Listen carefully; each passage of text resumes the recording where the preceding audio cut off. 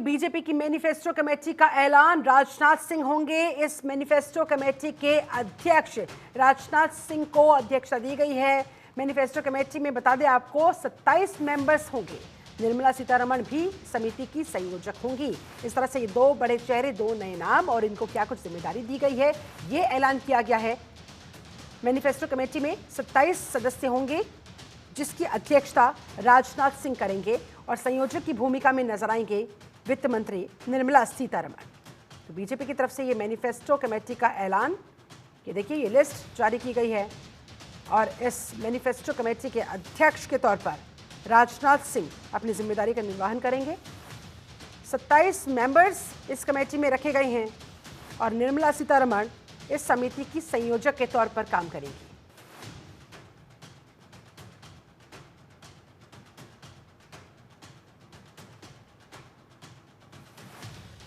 इसके अलावा पीयूष गोयल इस कमेटी के सह संयोजक होंगे।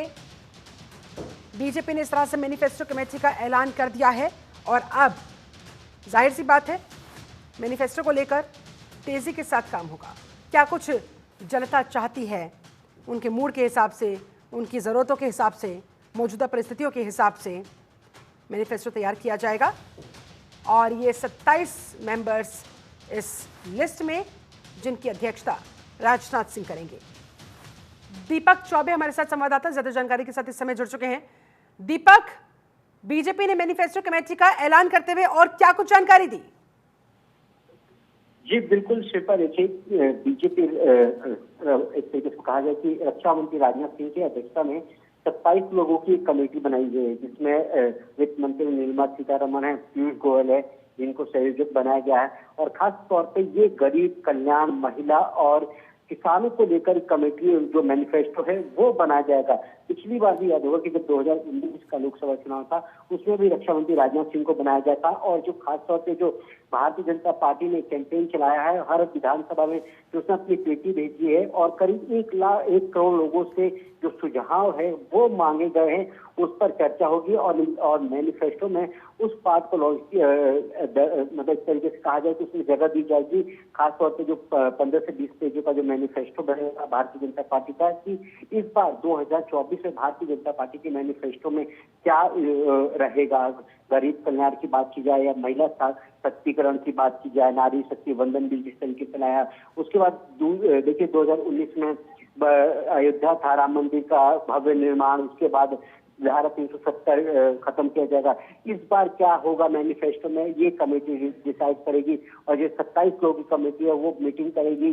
अब ये जो मीटिंग है ये देखने वाली बात होगी कब होगी। इस मीटिंग में राष्ट्रीय महासचिव विनोद तावड़े भी हैं। बिल्कुल, मैनिफेस्टो में कौन कौन से मुद्दे रखे जाए, क्या क्या जनता से वादे किए जाए, ये जितनी बड़ी चुनौती है उतनी ही बड़ी जिम्मेदारी भी है दीपक, और इसीलिए बहुत सोच समझकर ये सारे मेंबर्स रखे गए हैं। राजनाथ सिंह खुद इस कमेटी की अध्यक्षता कर रहे हैं। जाहिर तौर पर समझा जा सकता है कि जरा सी चूक नहीं होनी चाहिए, कहीं कोई भी कमी की गुंजाइश नहीं बाकी रहनी चाहिए। इसी के मद्देनजर फिलहाल बीजेपी आगे काम करती हुई।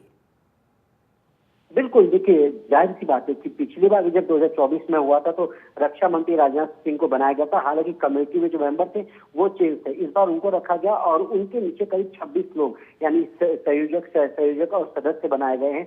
और मैनिफेस्टो में जिस तरीके से मैंने कहा कि ये कमेटी गरीबों, वंचितों, युवाओं, किसान और महिला के कल्याण के लिए मोदी सरकार के घोषणा पत्र को तैयार करेगी। किस तरीके से 2024 का जो प्लान होगा वो किस तरीके से धरातल पर उतारा जाएगा, गरीबों को किस तरीके से राहत मिलेगी और सबका घर, जिस तरीके से प्रधानमंत्री ने कहा था कि सबका घर का जो सपना होगा वो पूरा किया जाएगा।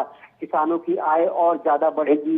महिला सशक्तिकरण की बात की गई है, जिसमें नारी शक्ति वंदन बिल को जिस तरीके से कहा गया कि 29 तक हम लोग इसको लॉन्च करेंगे। और हालांकि जो बिल है वो बहुत पहले पास हो गया था पार्लियामेंट में।